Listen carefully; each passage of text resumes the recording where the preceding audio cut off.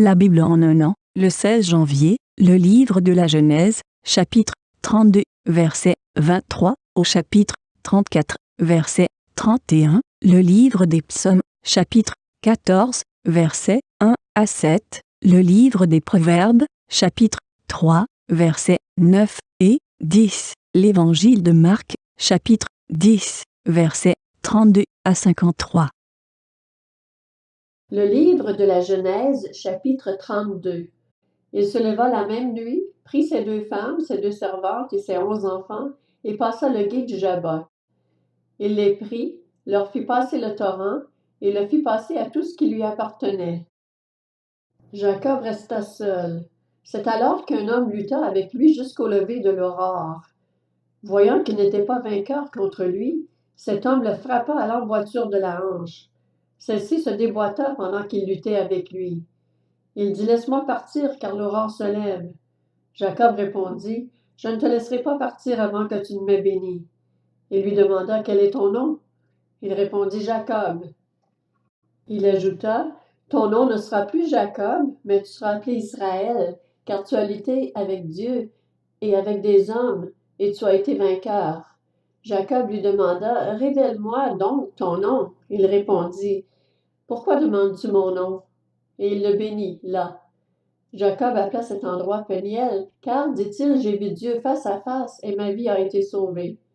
Le soleil se levait lorsqu'il passa Peniel. Il boitait de la hanche. Voilà pourquoi aujourd'hui encore, les Israélites ne mangent pas le tendon qui est à l'emboîture de la hanche, parce que Dieu frappa Jacob à l'emboîture de la hanche, au tendon. Le livre de la Genèse, chapitre 33. Jacob leva les yeux et regarda.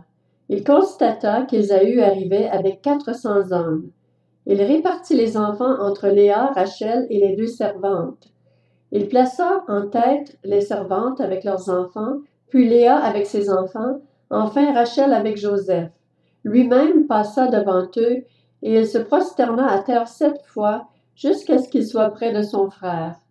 Ésaü courut à sa rencontre, l'étreignit, se jeta à son cou et l'embrassa, et ils pleurèrent.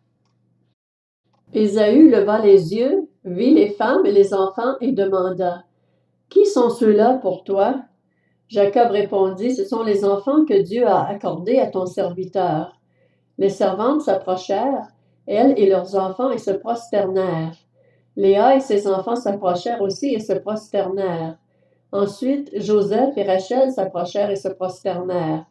Ésaü demanda « À quoi destines-tu tout le camp que j'ai rencontré? » Jacob répondit « À trouver grâce aux yeux de mon Seigneur. » Ésaü dit « Je suis dans l'abondance, mon frère. Garde ce qui t'appartient. » Jacob répondit « Non, je t'en prie, si j'ai trouvé grâce à tes yeux, accepte ce cadeau de ma part. En effet, je t'ai regardé comme on regarde Dieu, et tu m'as accueilli favorablement. Accepte donc mon cadeau qui t'a été offert, puisque Dieu m'a comblé de grâce. Je ne manque de rien. » Jacob insista auprès d'Ésaü, et celui-ci accepta.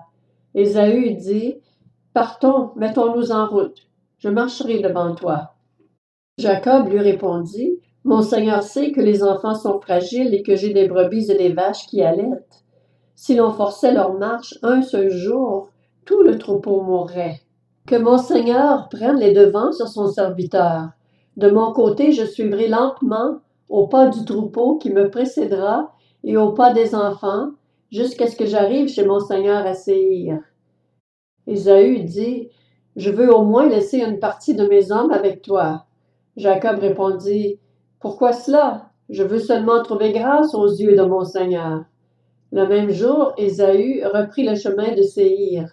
Quant à Jacob, il partit pour Sukkot. Il se construisit une maison et fit des cabanes pour ses troupeaux. Voilà pourquoi l'on a appelé cet endroit Sukkot. À son retour de Padan-Aram, Jacob arriva sans encombre à la ville de Sichem, dans le pays de Canaan, et il installa son camp devant la ville. Il acheta la portion du champ où il avait dressé sa tente au fils de Hamor, le père de Sichem, pour 100 pièces d'argent, et là il construisit un autel qu'il appela El Éloé Israël. Le livre de la Genèse, chapitre 34. Dina, la fille que Léa avait donnée à Jacob, sortit pour voir les filles du pays. Sichem, fils de Hamor, le prince du pays, la vit. Il l'enleva et coucha avec elle. Il la viola. Il s'attacha à Dina, la fille de Jacob. Il aima cette jeune fille et parla à son cœur. Sichem dit alors à son père Hamor, « Donne-moi cette jeune fille pour femme. » Jacob apprit qu'il avait déshonoré sa fille Dina. Comme ses fils étaient au champ avec son troupeau, il garda le silence jusqu'à leur retour. Hamor, le père de Sichem, alla trouver Jacob pour lui parler. Les fils de Jacob revenaient des champs lorsqu'ils apprirent la nouvelle. Ces hommes furent irrités et se mirent dans une grande colère parce que Sichem avait commis un acte odieux contre Israël. Il avait couché avec la fille de Jacob, ce qui n'aurait pas dû se faire. Hamor leur tint ce discours. « Mon fils Sichem est tombé amoureux de votre fille.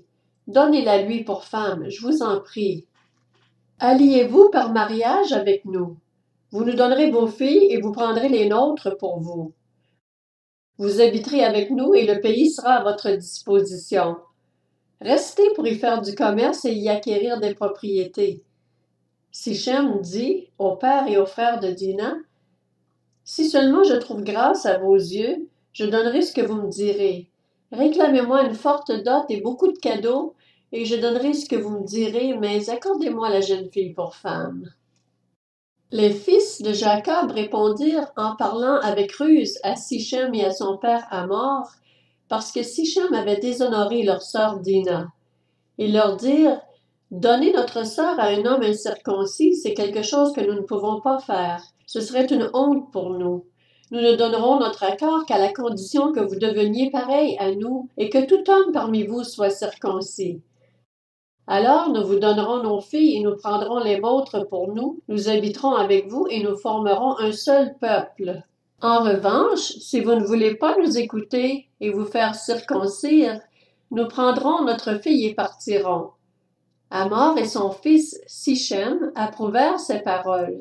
Le jeune homme ne tarda pas à faire ce qui avait été dit, car il aimait la fille de Jacob. Il était estimé de tous chez son père. Hamor et son fils Sichem se rendirent à la porte de leur ville et dirent à leurs concitoyens, « Ces hommes ont des intentions paisibles envers nous. Qu'ils restent dans le pays et qu'ils y fassent du commerce. Le pays est assez vaste pour eux.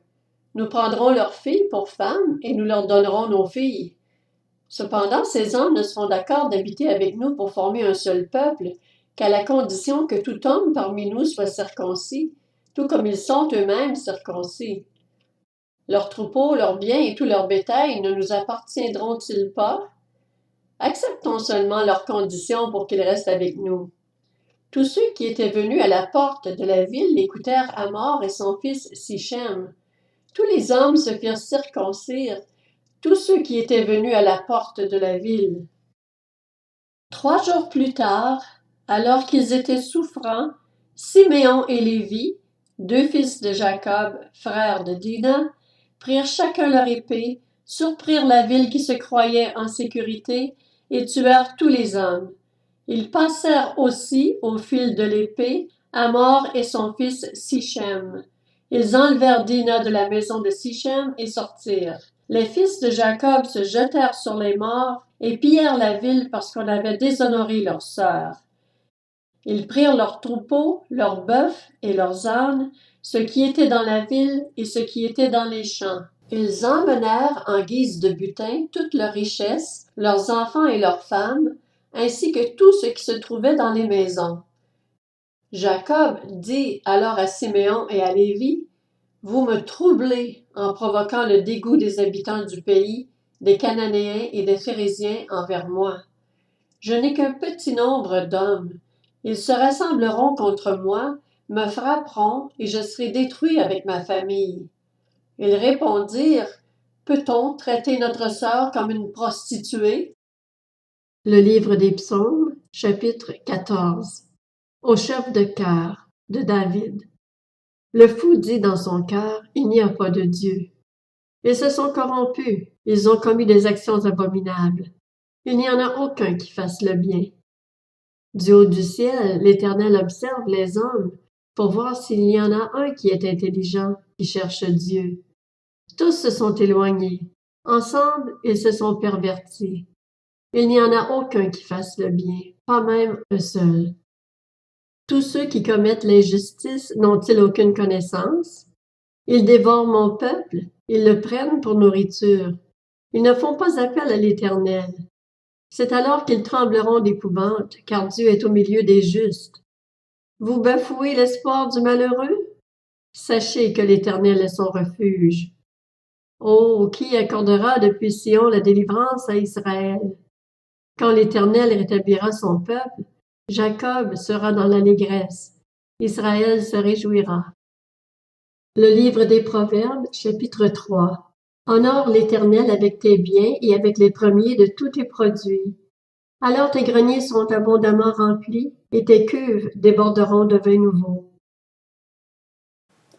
Évangile de Marc, chapitre 10.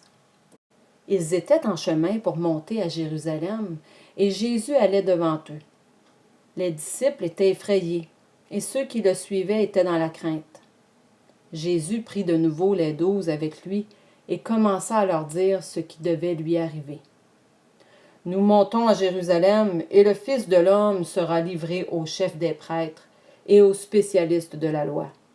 Ils le condamneront à mort et le livreront aux non-juifs. Ils se moqueront de lui, cracheront sur lui, le fouetteront et le feront mourir. Et 3 jours après, il ressuscitera.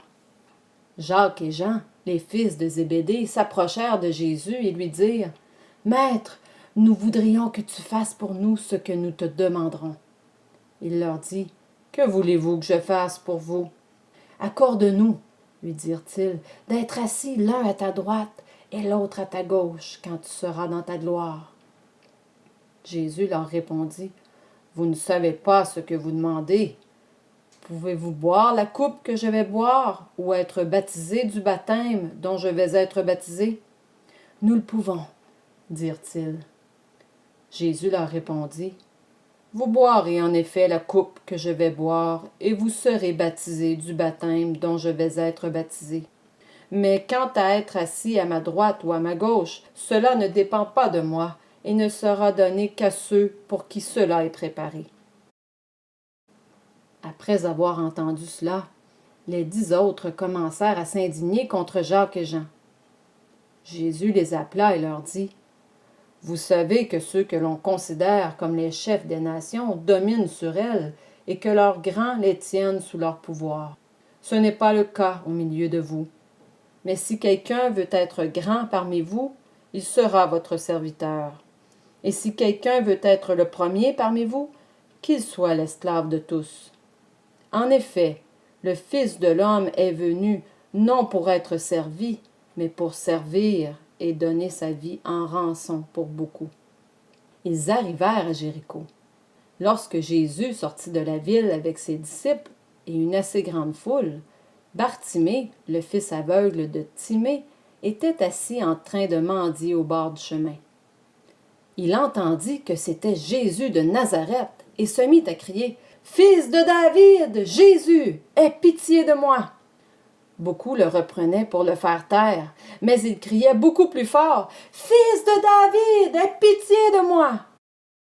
Jésus s'arrêta et dit « Appelez-le !» Ils appelèrent l'aveugle en lui disant « Prends courage, lève-toi, il t'appelle !» L'aveugle jeta son manteau et, se levant d'un bond, vint vers Jésus. Jésus prit la parole et lui dit « Que veux-tu que je fasse pour toi? »« Mon maître, lui répondit l'aveugle, que je retrouve la vue. » Jésus lui dit « Vas-y, ta foi t'a sauvé. » Aussitôt, il retrouva la vue et il suivit Jésus sur le chemin.